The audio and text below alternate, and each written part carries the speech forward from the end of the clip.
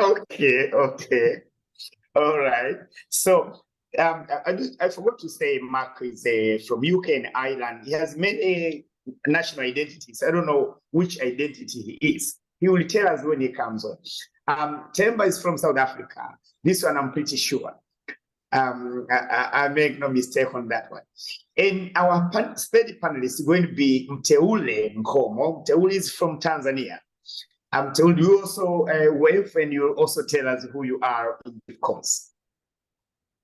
Great. So our webinar today on the show is going to be talking about leadership brand. Leadership brand. In 21st century, we cannot afford not to maintain our own brand. And you ask why? Social media is there. You say something today, it is recorded over 10 years. So how do you really develop your personal brand? How do you maintain your own reputation as a 21st century leader?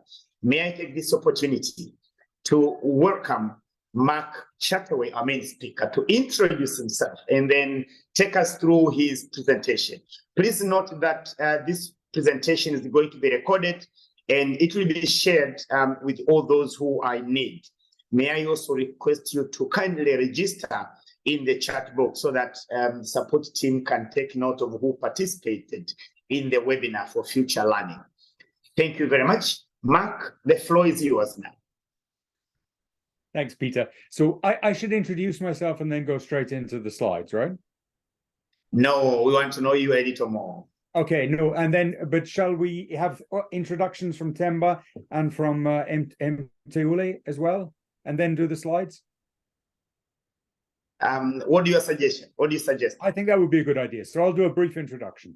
Okay. So as Peter mentioned, I come from Wales originally. I live in Ireland, and Wales is, of course, part of the United Kingdom.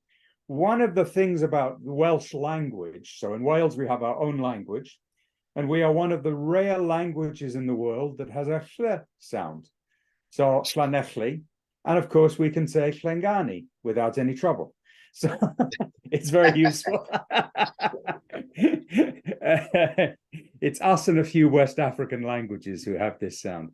Anyway, I currently work for Finn Partners, which is a large global consulting company working in communications, marketing, policy analysis, and research. My focus is on health and the relationship between health and the environment. But the company does many things.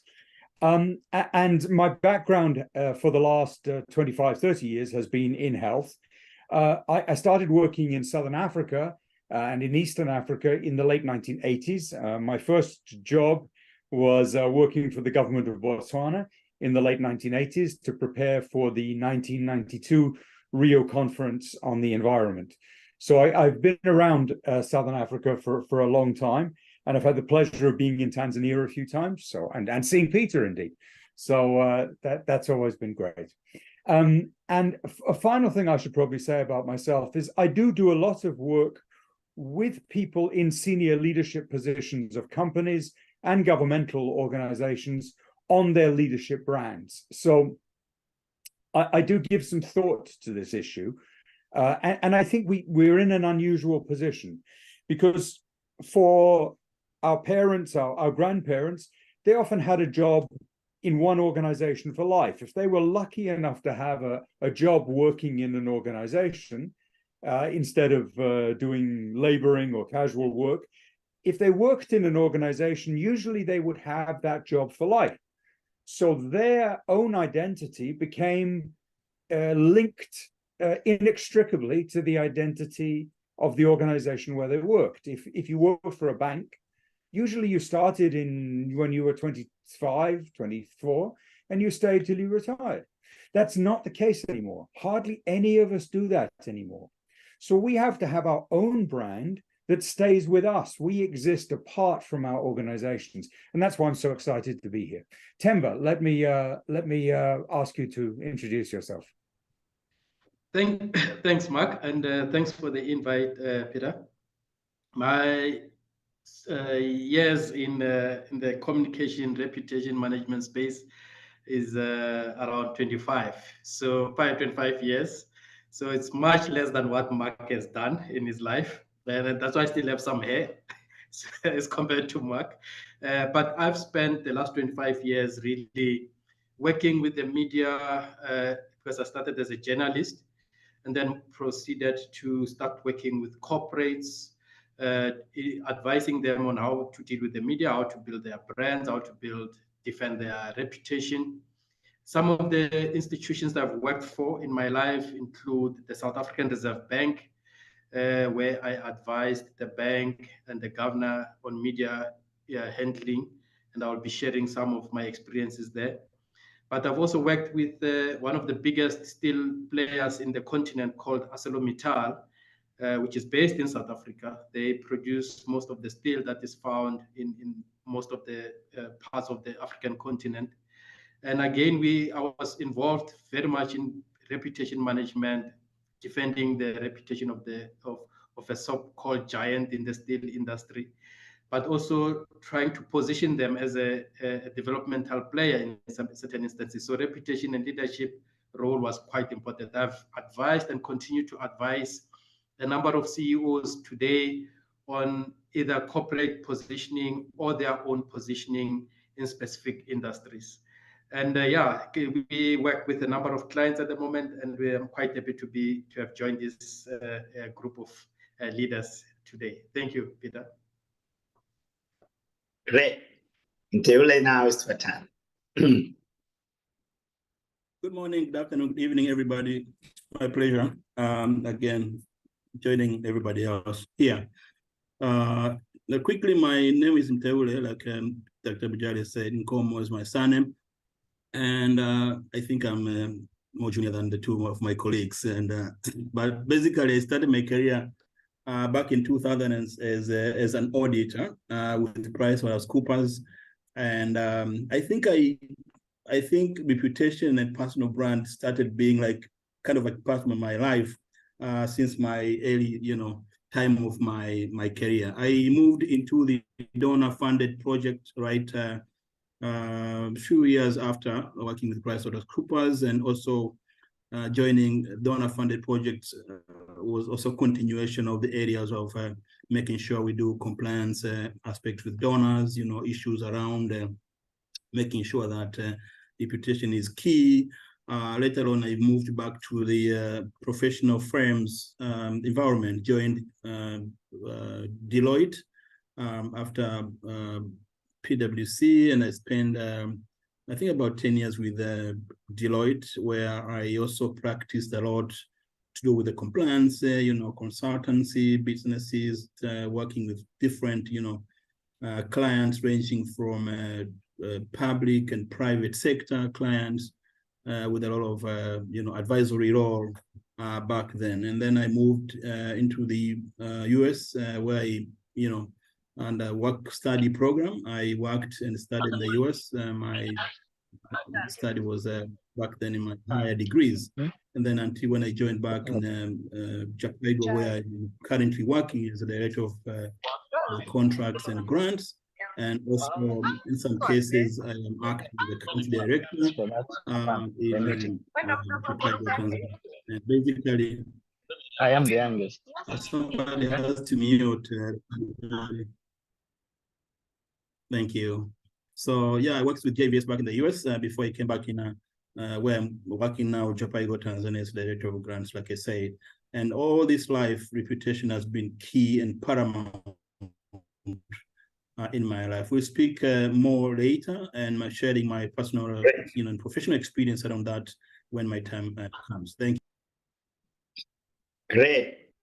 Very good. So, with in-depth introduction from our speakers today, to begin with, I want to say introduction, your name, institution where you're coming from. That would be very helpful. Let me leadership brand. It may be a buzzword in leadership in 21st century, but it's basically distinctive and consistent imagery that your client sees. And I believe this is very important for individual, but also institutions. And, so Mark is going to share with us his insights on his experience on leadership of brands, so we can learn from him. Mark, you have 20 minutes now to share with us your journey of developing and supporting institutions, countries, and governments to develop leadership of brands. The floor is yours. Thanks, Peter. So let me just share some slides with you. Can everybody see those slides now? Yeah, perfect. Yes, you can see, Mark. Excellent. So let's talk about leadership development brands. The first question you have to answer before you can tell the world who you are, you have to know yourself. And then you have to distill it, because you can't tell the world everything about you, right? I mean, for example, me, I like watching comedy films. I like listening to different kinds of music. I like Indian food.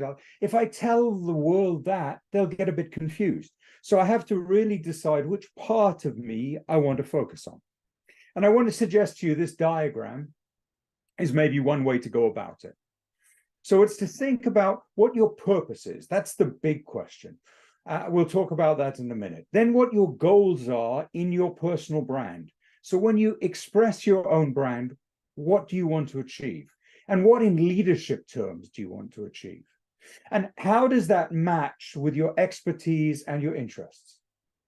And all of this has to be said in a credible and authentic way. Because if you're not authentic, if you try to pretend you're really interested in baseball, and in fact you have no interest in baseball, they'll discover very fast. So it has to be authentic, it has to be truthful, it has to be believable.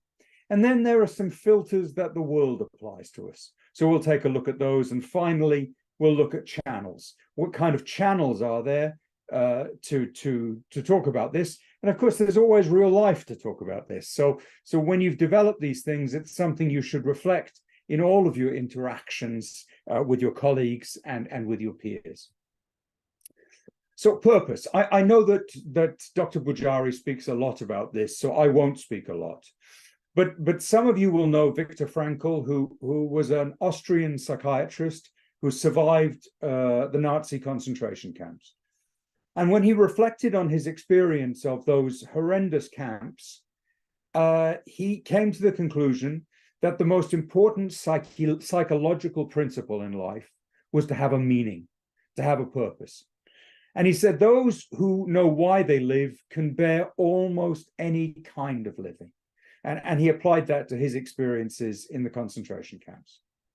In the middle is an American preacher from the Riverside Church in New York, who said this: the two most important days in your life are the day you're born and the day you find out why. And then some of you will know Pastor Rick Warren from the Saddleback Church in the US, and you can see his quote here. So it's really about knowing what your own purpose is. And that purpose doesn't have to be religious, of course. Lots of secular people have a strong purpose in life. But it's knowing what it is you want to achieve, how you want to change the world. Now, the big change in the last 5 years, maybe, is that companies are expected to have a purpose. Some of you work for governmental organizations, for universities. You have always been meant to have a purpose. But increasingly, consumers, especially younger consumers and younger employees, expect the company they work for to have a purpose. And where you're working for a not-for-profit organization, they expect that purpose to be very pronounced and to be reflected in all the work you do. So my company, Finn Partners, produced this guide, which is free online if you go and look for it, about the purpose-driven landscape, and it has reflections on it. It's just been updated to have a lot of reflections from business leaders in South Asia, and we will get an Africa version of it soon. So there's personal purpose, there's company purpose. You then have to decide what you want to make public, what you want to focus on. You remember I said at the beginning, you can't say everything. You can't say all the things you care about, all the things you're interested in. You need as a person to say, this is what I want to highlight, and things you want to put in the background. And the company has to do the same. It has to talk in public about the things that are absolutely top of its agenda, and then it has to talk internally about a range of other subjects that probably aren't that interesting to the public. There are also some difficult issues here, right? So I belong to a Quaker community, and if any of you are from Kenya, I don't think there are many Quakers in Tanzania, but there are quite a few Quakers in Kenya, and you'll know that as Quakers, I would be, as a member of a Quaker community, I'd be very reluctant to work on, for example, an alcohol brand, or I'd be very reluctant to have anything to do with an arms manufacturer or the armed forces. That's not going to change. How much do I want to talk about that in public? Well, that's a decision to make, isn't it? Because I'm excluding myself from a whole range of possible activities and potentially upsetting people. And I think you have to personally consider your own values and how you express them to others. So you don't ever want to use the workplace to impose your views on others. And there's a very delicate balance that we all have to work out between having a clear purpose and communicating it, but not being oppressive to other people, and respecting their views and their purpose too. And I think we live in a very divided world now. Certainly speaking as a European, we have more political polarization than we've had for a very long time. And so understanding that respect, accepting that others have a different purpose in life is sometimes difficult. And it's something that there isn't an easy answer on. So we've talked a bit about purpose. What are the goals of your leadership communication? What do you want to achieve? Like the lady on the bottom there, you might want to win an award. I think she's just won an award. That's why she's looking so happy. Or maybe her article's just been published online. She's got recognition. So maybe that's one of your goals. And that's very legitimate, by the way. You shouldn't hide your light. So if you have something to do in the world, to say in the world, you want attention for it. And if you receive attention, you can achieve more. So that's a legitimate goal. As a leader, you'll almost certainly want to motivate other people. Now, you're lucky because in Africa, you are the young continent. We are the fast aging continents. You are the young continent. The thing we are discovering about young people, and I'll be interested in the discussion to hear if it's the same with African young people. But the thing we are discovering about young people is that purpose matters to them much more than it mattered to my generation or even Temba and Metule's generation. For them, they expect their work to be meaningful.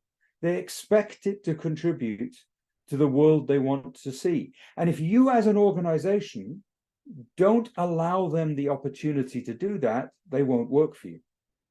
So your competition for people may not be quite as desperate as ours, but you still want to attract the best people.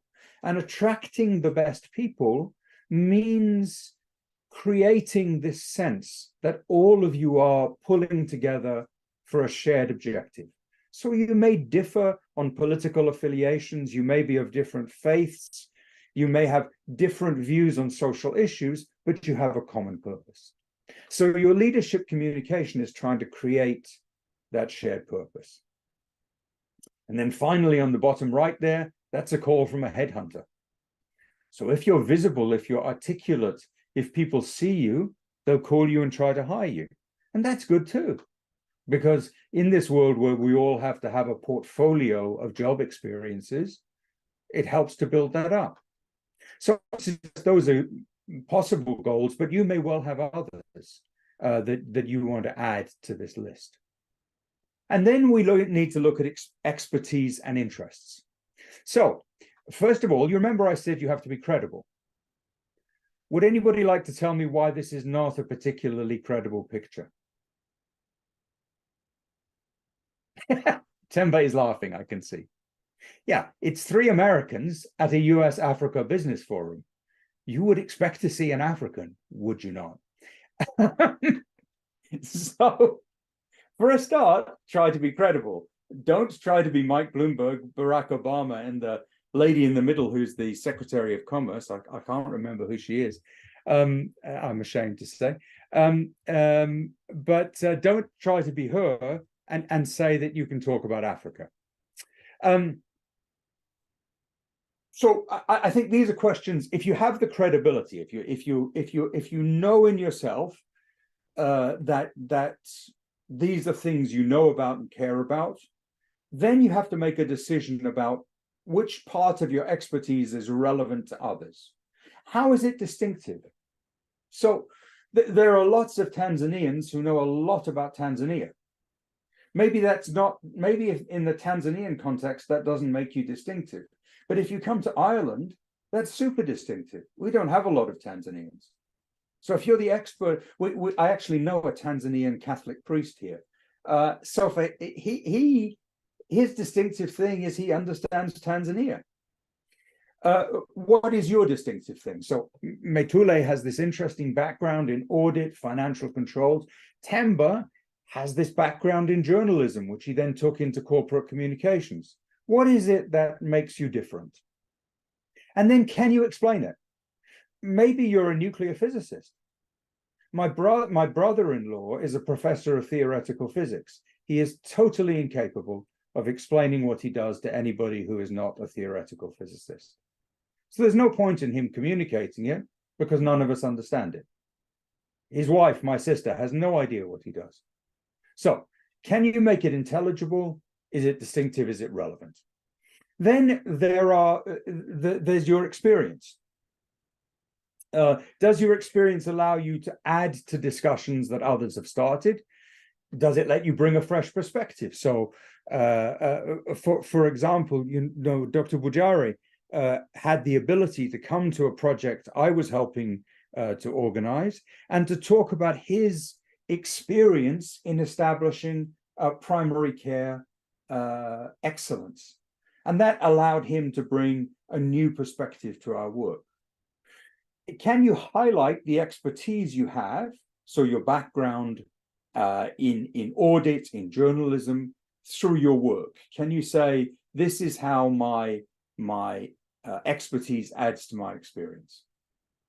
And then you probably have a set of personal interests. So you need to select which ones of those are relevant to the brand you're building. If you like reading a lot, you may well be able to bring your reading into the work you're doing. You want to appear to be a real human being. So none of us spend our entire lives thinking about artificial intelligence as it applies to healthcare. We have a set of other interests in life, right?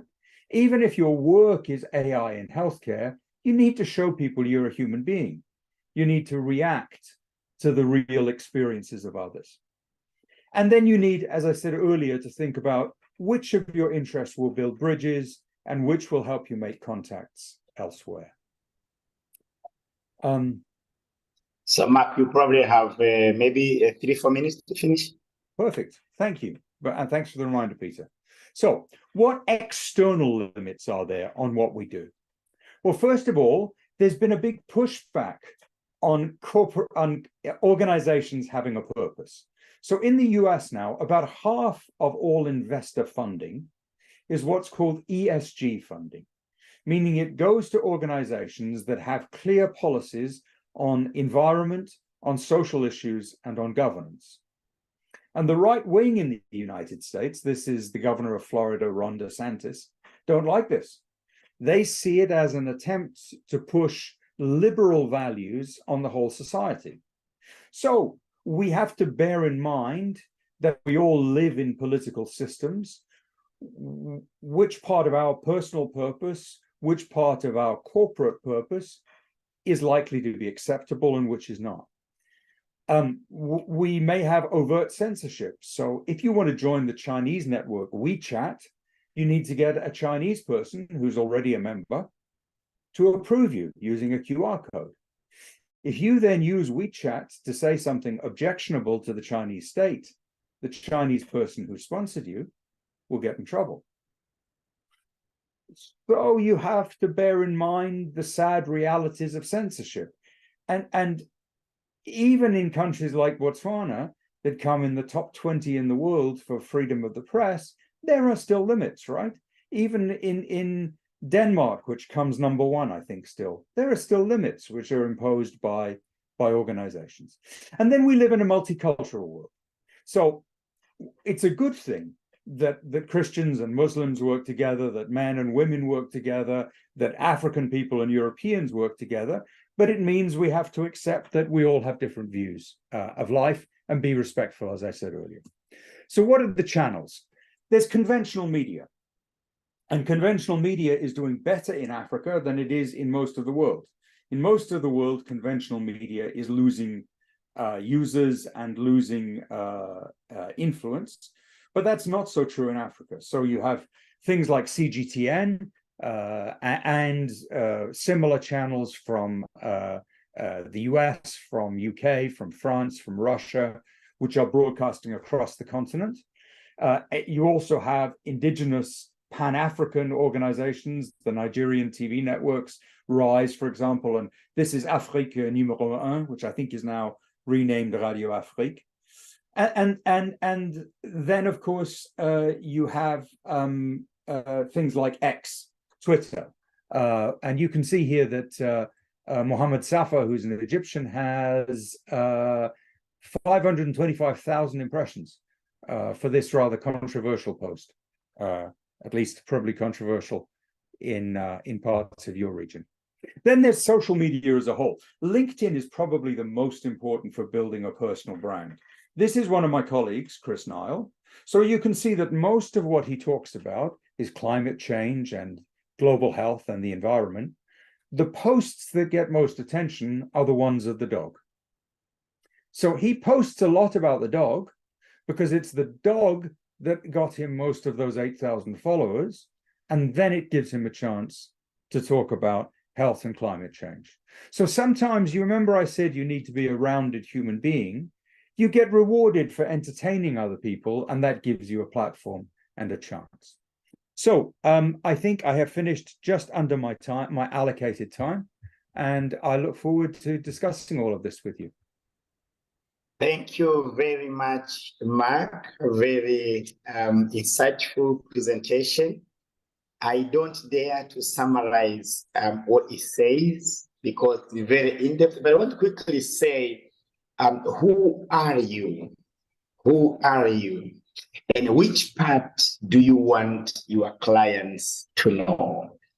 So I want to highlight that because I think it's important. But also says, authentic and truthful, these are also very important aspects and tools that we need to be bearing in mind as we talk and develop and communicate our leadership brand. And it presents about challenges, which I am not going to touch about.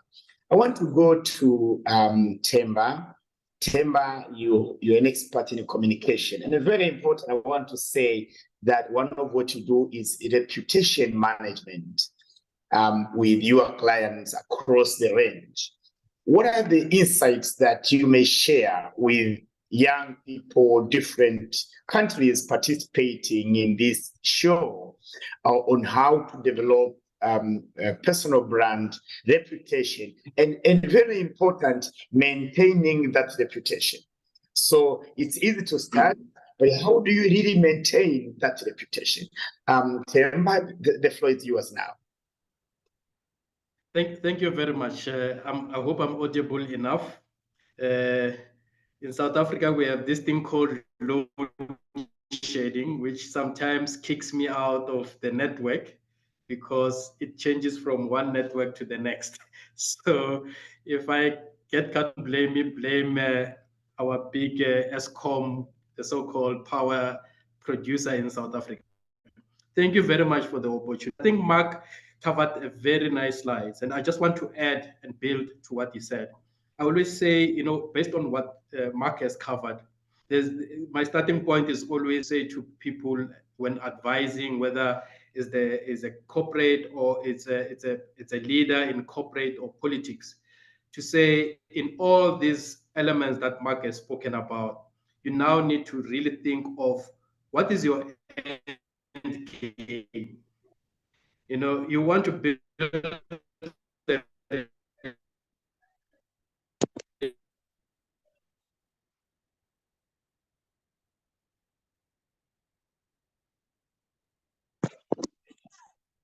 Looks like we lost in Temba. He started warning us. We don't blame him. Are you back, Temba? I can see him, but not audible. He warned us on the load shedding. He's not audible. Yeah, he's not. We'll probably wait for him as he comes, but maybe he may come last as he probably reconnect again. So we don't waste time. I want to bring Mteule Nkomo. Mr. Mteule, you have shared with us your expertise and your experience in audit, but also in grants management. And I believe that one of the areas that you focus on when you look at institution is what are they known for? Why should you grant them? You know, what are the things that are very important to you as you do that? What are the things that you share with the team around here? End game, Compliance and maintaining the reputation as individual, but also as institution in terms of your own experience.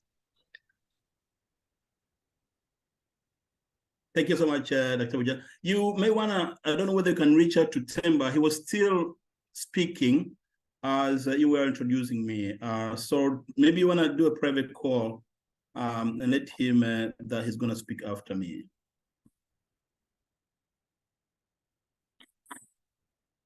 So, Temba, hi, Temba.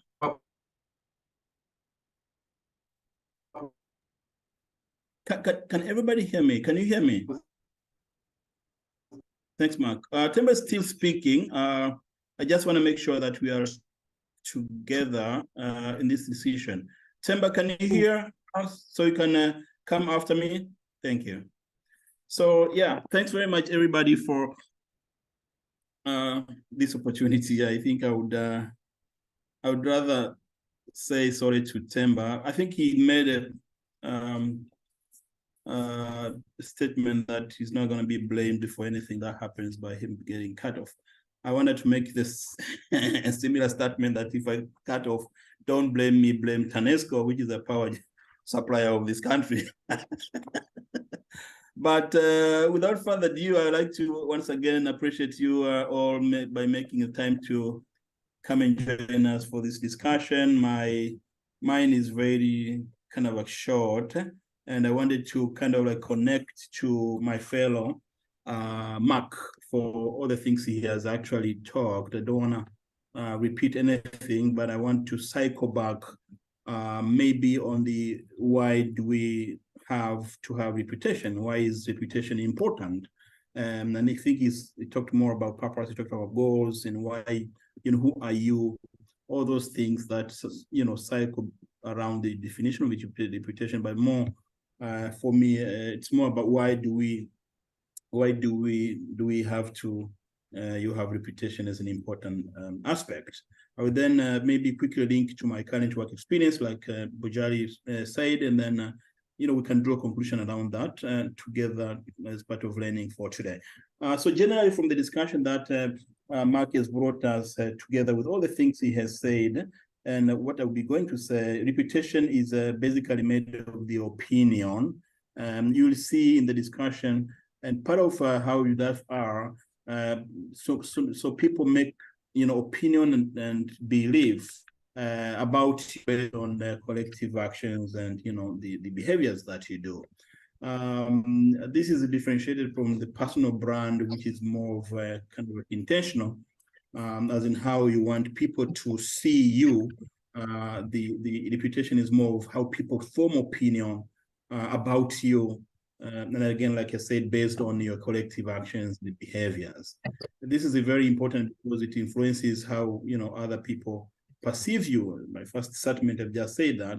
So it's very important to make sure that the way you undertake yourself, you're creating an image to people, and the people are building on the actions and the behaviors that you're doing, and then they actually make it influences how they think about you. Reputation impacts you, your personal life. It affects you, impacts your professional relationships as well. One quick example of a personal and professional relationship effect of reputation is my own son, Amon, who is actually sitting next to me here listening to this conversation. We struggled a lot during his early teenage, the way he was forming, connecting with friends. And one of the things that we were struggling to ensure that Amon captures was to make sure that he chooses best friends who have, that kind of good image, reputation within the society, in the school, but particularly, so that, he become a better person. You all know about the saying that show me your friends, and so I can know who you are. So people around you, make a lot of impact on what and who you are. Amon changed his friends from the friends that we thought about back then, that they were not very good friends, and who were also affecting even his performance academically. Now his performance is very great because he changed to a new kind of set of friends who are image, seem to be very, very nice. Reputation affects the trust, it affects your credibility. It actually looks into more of how your team, people around in society is actually looking into you. You have to, if you lose that trust, if you lose the credibility, then you lose your moral authority. You lose your command respect. It's very important that you maintain that. It affects your organizational image. I remember I talked to you about my early, career progression. My former, partner in PricewaterhouseCoopers, by then, he was teaching us that when you're going out to meet the society out of your organization, you're going out to the image that you're carrying by yourself, for yourself, and for the organization. He even given an example, regularly saying, even when you're drinking at the bar, you have to drink responsibly, knowing that you're carrying the image of yourself, basically not only yourself but also the organization image. And so it's very, very important to note that reputation is very key. A strong reputation can open doors for opportunities. We know that people who have no good image have, occasionally lost, opportunities go around them, and not meeting them, because your image is what makes more important, in this case, reputation. What I do, moving to what I do, is very much connected to reputation. In my introduction, I mentioned that for now, I hold a position of Director of Grants, Contracts, and Strategic Partnerships within Japaigo, Tanzania. And once in a while, I have been acting in the position of Country Director, which is the highest position in this country for Japaigo, Tanzania. But for my within the next 2 minutes, would you please wrap up so I can check if Temba is able to speak? Thank you. Right. So what I do in grants management is I oversee the component of CSOs and local government authorities, which basically flows down to projects in Japaigo, where maintaining reputation is very, very paramount. It's very important than anything else that we do. How Japaigo, just so you know, is a pass-through an international organization that receives funds from donors. It receives funds from USAID particularly, and we take those funds and pass them on to the sub-partners, the local organizations, the local government authorities. And, we disburse those funds by way of asking them to, manage a certain defined scope. And part of my work includes engaging those sub-grantees, managing and reviewing the funds that we are approving to them, and we track effectiveness during project implementation. This includes compliance with the donors' rules and regulations, and also in making sure that the deliverables are actually met. Now, the biggest risk here is these partners would now start misappropriating these funds, and with the expectation that they'll be coming to you in a way of maybe, wanting to collude with you. Directly means, in this case, as a leader or anybody in my team. as also, progressive leaders. This is where now it is very important to have defined principles, to have, at individual level, in the organization as well, to be, to govern our practice. Reputation is very important as a current leader, the future leaders, very, very important. In audit life, like I said, professionally, we say you are required to not only be seen independent, but also, not only be independent, but also you need to be seen independent. Everything you do, you have to be seen independent, not only by word of mouth, but also the actions that you do.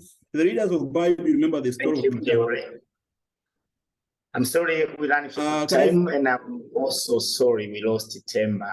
We lost Temba. He can't speak, but we are now at 6:50 minutes, and we're gonna really nail down into the key issues. I'm going to open up for question and answers because I think we have maybe 20 minutes maximum for Q&A. Mteule, you mentioned something very important and I think extremely important, and I want you and Mark to make a very brief comment before I open up for discussion.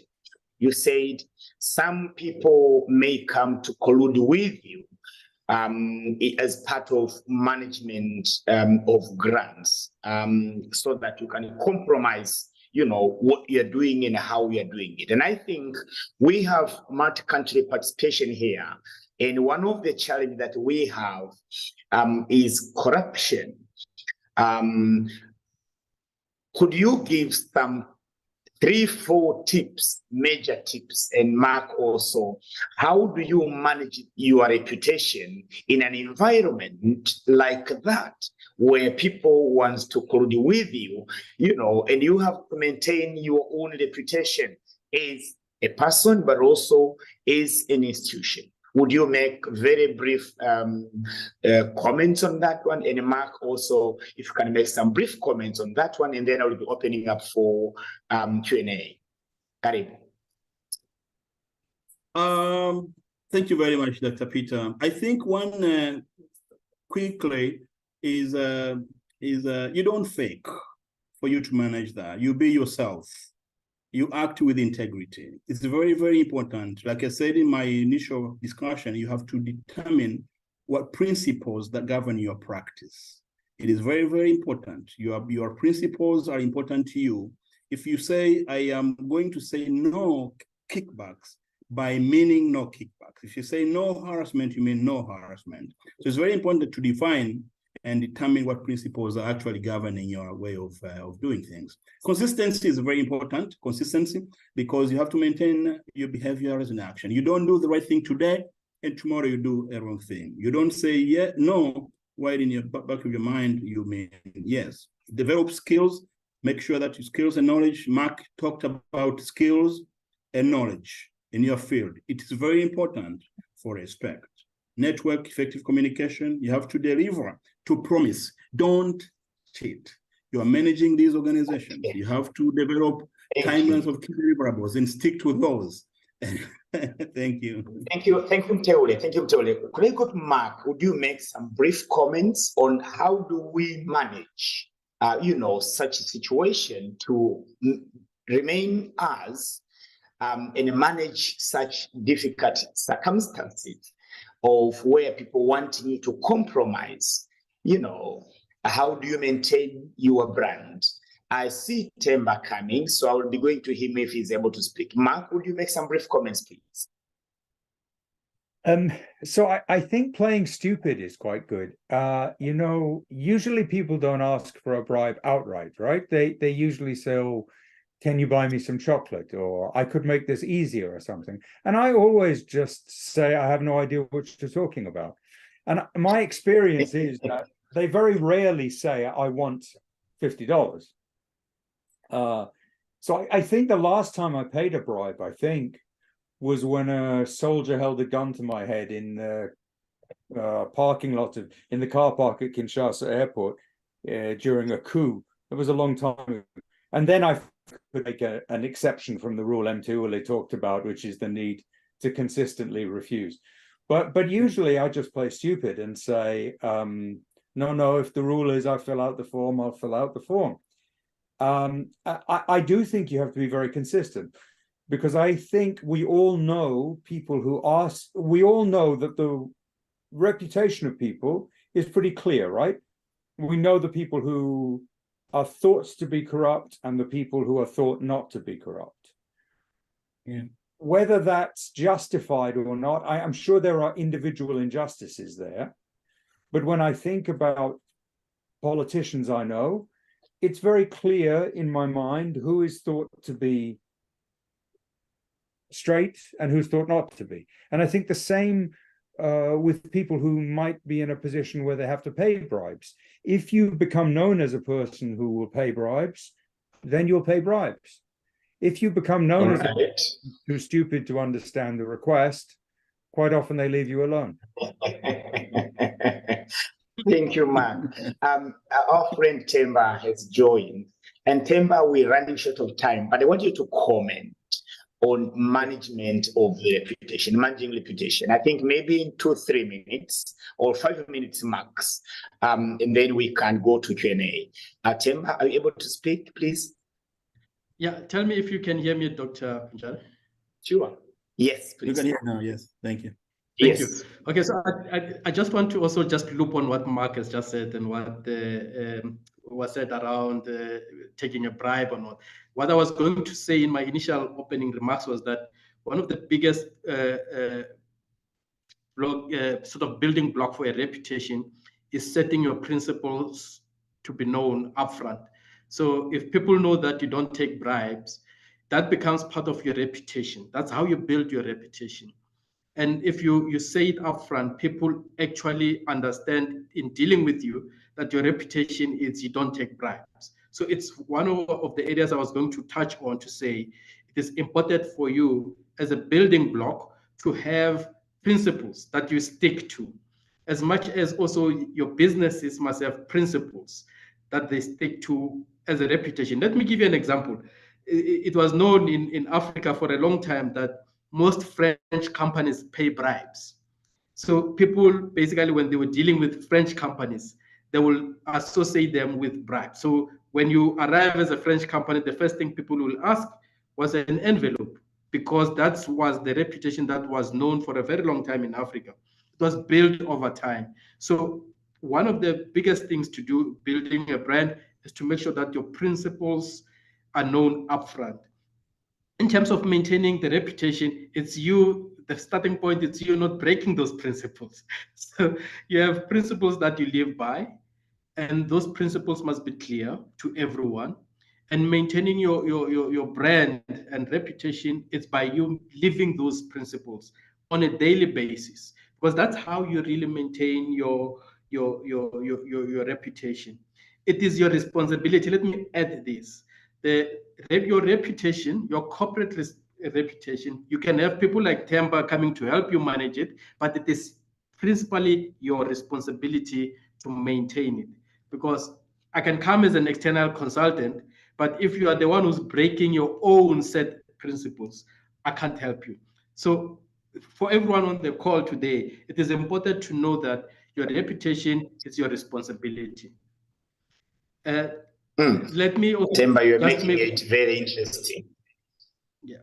Let me also just make this 1 or 2 points here. Building a reputation, leadership brand, it's also multifaceted. I think my colleagues have all touched on this.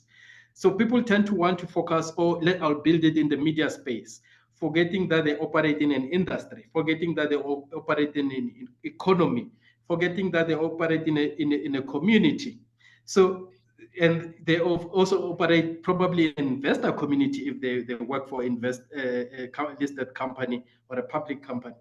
So it's a multifaceted. You can't say, well, we'll just focus our energy on building media, and you forget to build your government relations reputation, and forget to build your media reputation. So you can't also have different standards for different stakeholders. It is very important to remember the number of stakeholders that you're actually dealing with and have the same standard for all of them. Because if you have one standard for the media and you have another standard for when you're dealing with your industry peers, people will have a different reputation for you in the industry, and the media will have a different standard for you when you're dealing with them. So in building your reputation and to maintain that reputation, those elements are quite important. Let me also say that it is very, very important, and Mark touched as well on the 21st century social media, other digital platforms. So we tend to behave very well when we are in church, but we behave very badly when we're in a restaurant. We forget that actually our reputation can be messed up in a restaurant setting, and it follows us home and in our businesses. I'm saying this because it is quite important in maintaining a reputation that how you behave at church is the same way that you behave at home, and the same way almost that you behave in a restaurant. Because it is your reputation after all. You can't take off the cap and say, because I'm in a public place, don't judge. Thank you, Temba. Thank you. So we behave well in the church, and then Mark is doing this. So behave well in the church, and then behave different in a restaurant. I love that. These are very important learning, extremely learning to me as well. We're learning short of time, but I love the discussion. A few things I want to say. One, be yourself. Distinct image that people see. Two, do your own principle that governs you, that people should know. Three, don't break your own principles. Four, you are not different people, you're the same. So maintain that consistency.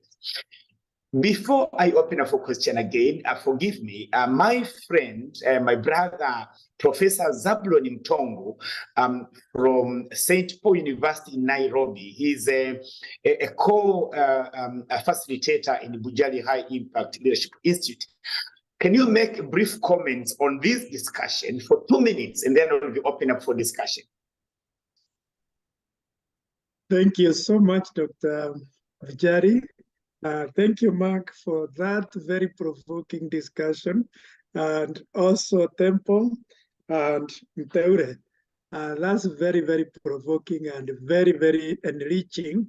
I have been listening, and one of the striking areas is when you develop your personal brand, you must be ready to defend it at all costs.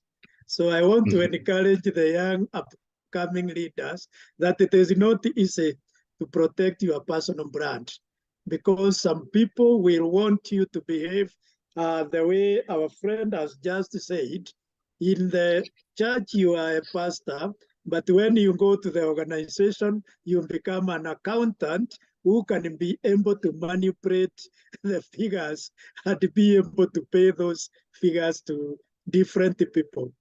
That's very, very important to note, because we operate in different contexts, and those operational contexts can easily deviate or make you to deviate from the principles that you have set in of your personal brand. So what I want to say is, when dealing with the reputation, you must also understand personal brand has reputational risks involved, and you have to keep on mitigating those risks as you continue working with different people of different backgrounds, because like Mark said, people have their own orientation of working. And finally, I want to say that personal brand is it communicates who you are, like my three colleagues there have said. So don't agree to communicate a different thing, however much pressure you get. I think I want to leave that as the parting shot. Thank you. Thank you. Thank you. Thank you. Thank you very much, Professor Mtongo. I know we have a multi-country participation, but let me allow some question and answers again at this point in time. We are 7:04, and so maybe we have like 10 minutes, let's see, 10, 15 minutes for discussion. This is a very enriching discussion. Anybody with a question, please raise up your hand, and I will allow you to speak. Please raise up your hand. You got a question, you want to learn from Mark, you want to learn from Mteule, you want to learn from Temba Lengani. Please raise up your hand, and I will allow you to speak. You got a question, you got a Sorry, comment. Daktari, as you go to that, I want to recognize one distinguished lady who is with us, Professor Mary Kenoti, the academic, the DVC, Methodist University of Kenya. She is with us. I can see her in our midst. So I just wanted to acknowledge her because I invited her and she has joined. Thank you. Thank you. This is lovely. She's hiding. Mary Kinoti. Can we see your face so you can connect the face and the name, please, if you allow us to see you? I'm not sure whether you can now see me. Yes. Yeah, sorry, I am in a van driving to Nairobi for a meeting, but I am so grateful for the invitation. And I have benefited a lot from what has been talked about, that your reputation is your responsibility. And the whole aspect of consistency in leadership and principles. Those are great lessons that I have learned in this forum. Thank you. We're very glad to have you, Professor Mary Kinoti, this time, and very appreciative joining as you drive. And this is very impressive. Thank you very much for joining us. On behalf of my colleague, can I invite? Thank you. On behalf of my colleague, can I invite you for question and answer? There's one question in the chat. Now, I don't know who is directed to, but anybody of you can take it. It says, Hilda Kwezi, how can I learn to say no as I am building my own brand? How can I learn to say no as I am building my own brand? Anybody can take that question, Mark, Teule, anybody can take that question. Who wants to go for that? I'll start. So one of the things I say is, I say to people, look, I'm not very convinced by this, or I'm not very interested in it, and I don't think you want me to do it, because that will inevitably come across. Just 2 weeks ago, I had some colleagues who asked me to do something with Saudi Arabia, and I said, look, I don't have a very positive attitude towards Saudi Arabia. This is going to come across. And I don't really think you want me, because at some point this will become evident and it's not going to help you. And they left me alone.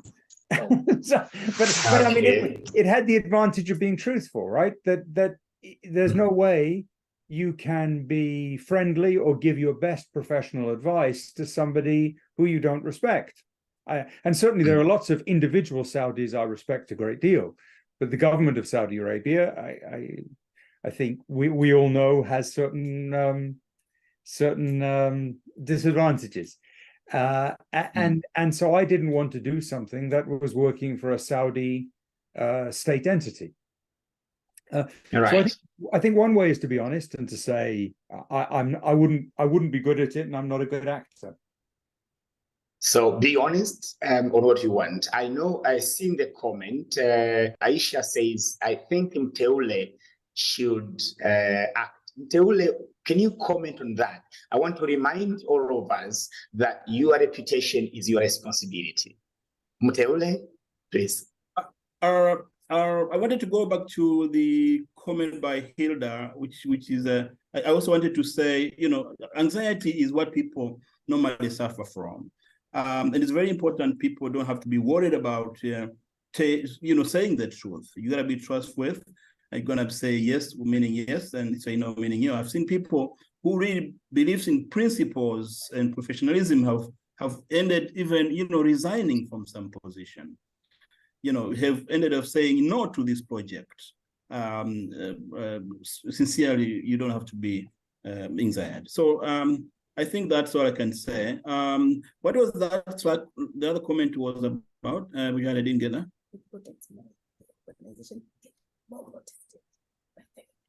What was the comment by Aisha? No, Aisha just said you should respond or comment. Oh, yeah. So finally, it protects not only you as a person, but also the organization. Very important. Truth is very important, and we say truth keep you, free? Yeah. So yeah, I mean, we got to be learning your reputation. Your reputation is your responsibility. I see a question here. Be honest as well. I see that honesty. Set your principles. So be honest. Set your principles. Let your principles be known. Let your principles be known. There's another question here, and the question is, how can an employee protect his or her own brand while he's working for someone else who has already established the principles? How can an employee protect his or her own brand while one is working for someone else who has already established the principles? Would you contribute to that one? Yeah. And so let me come in. So the question is, how can an employee protect his own or her own brand while working with someone else who has already established the principles? And then the other question is, what are some common mistakes that individuals make when developing their leadership brand? And how can they avoid these pitfalls? Anybody can. So Mark Mteule Temba, you can make some comments. I can go for the first one. When I was discussing about some tips on, about individual image, which is connected to organization image. So anywhere you are going, you walk out, you are in the bar. And I like the way Temba said, we are in the church, you are in the restaurant. You got to consistently maintain your image. And you know what? These two, your image and the image of the organization that you work for, your image and the image of that somebody that is being mentioned in this comment that you're working for, they're interconnected. You are going out as Japaigo. You are going out as Bujari. You are going out with the image of the organization that you are serving. You know what? You're in the bar, you are commenting stupidly, and you're drinking unresponsibly, and people will be connecting you with where you're coming from. Oh, by the way, who is this person? Oh, this is Mteule. Oh, where does this person work? He works with Japan. Oh, this is stupid. So they connected the two. So you have to consistently maintain not only your organization image, but yourself as well. Thank you.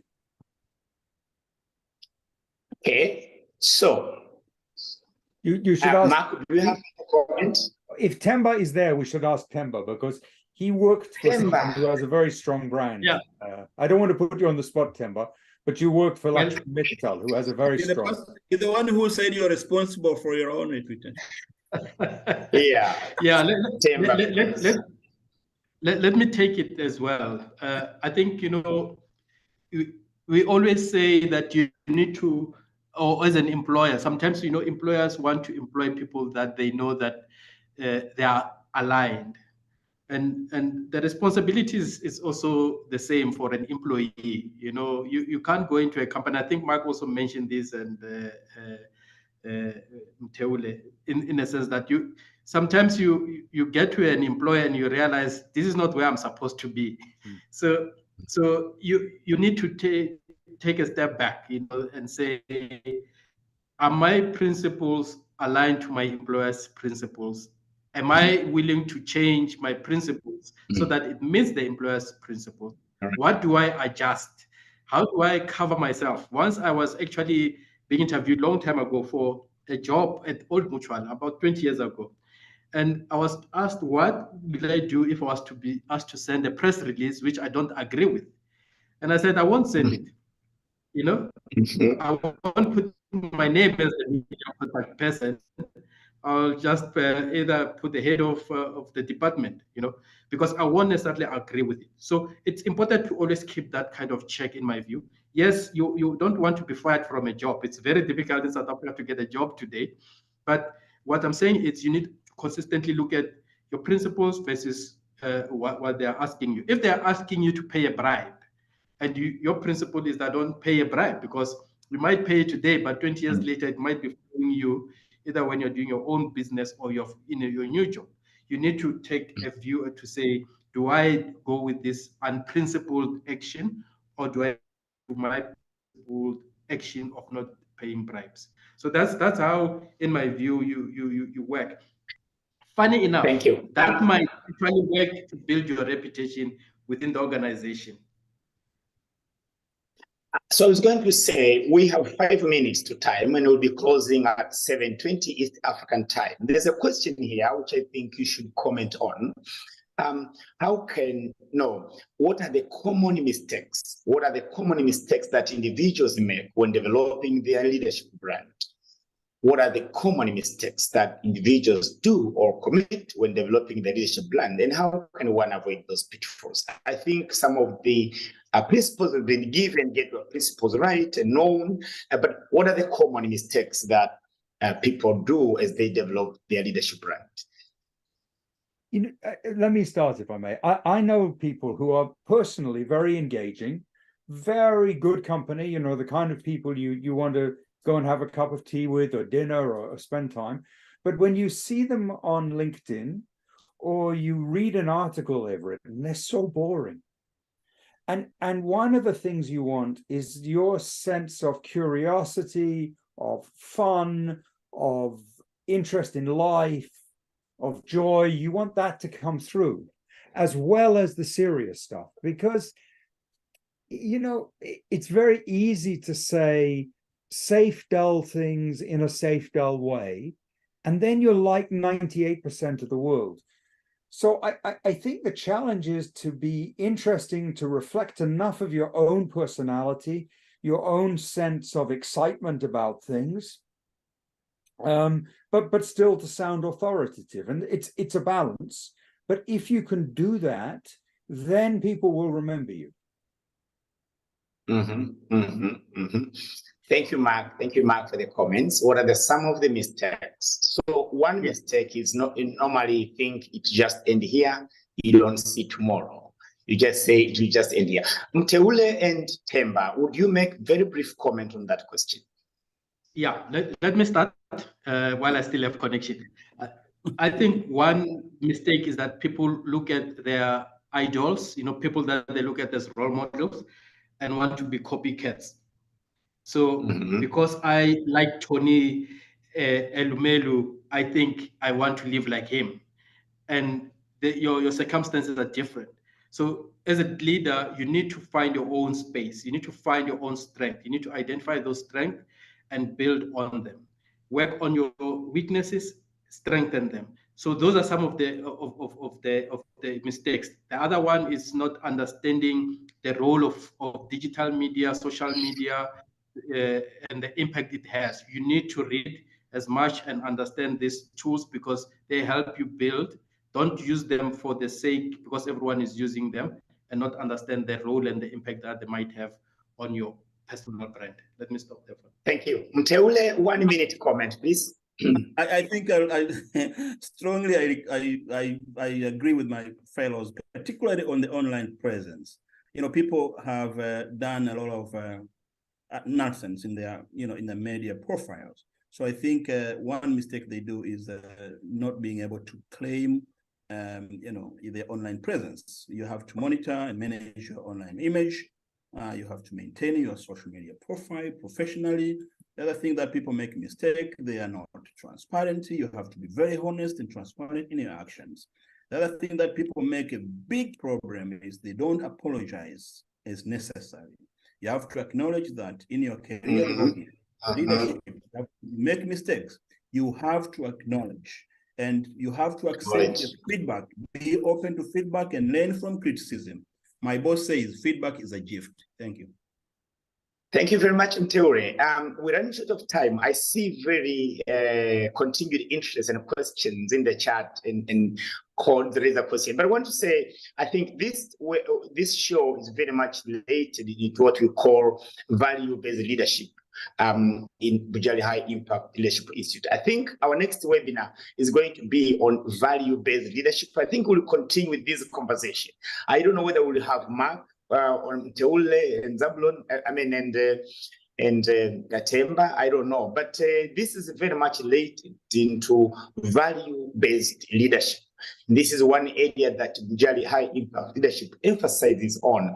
We'll certainly be talking more about this. But Some question I think have been answered. Anna says in digital age where information is spread rapidly, how can leaders manage to protect their leadership brand reputation, especially in the time of crisis and controversy? I think the comments from Teule kind of responds to this question.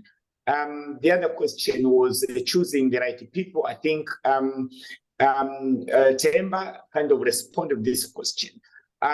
Dr. Coates, you have a hand up. You are the last one to make a comment, and I'll be closing the session today. Okay, thank you very much. I was trying to recall an adage which is very famous, and it is saying that today I'm not what I think I am, and I'm not what you think I am what I think you think I am. So from that perspective, that means that the way we act is the way how we think that people think we act. So there's a two environment that controls how one acts. It's how the external environment babbles what he does, and the kind of feedback that he obtains from that kind of environment that can make him change the way he acts. How can we manage the two different scenarios and how they contradict each other? Thank you. Yeah, excellent comment. So I'm going to close. Let me say one very moving statement that I see in the chat, and I'm going to close with this one, is that my take-home message today is my reputation, my responsibility. So this is the comment from one of the participants. My reputation, my responsibility.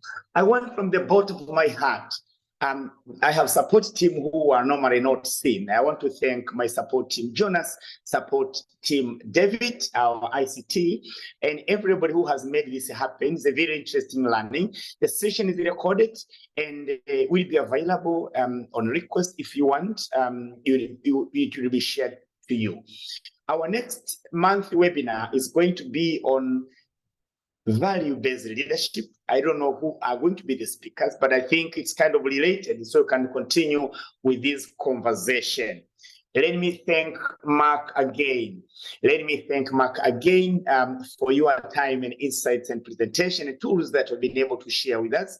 Let me thank Teule for insightful presentation that you've shared with us. Let me thank also Temba for sharing with us all the experience, very practical.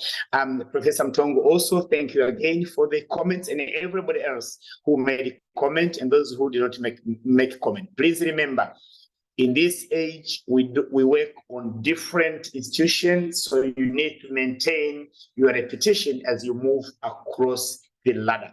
Thank you very much, and I hope to see you next time. Thank you. Bye-bye. Bye. Thank you. Bye. Thank you. Bye-bye.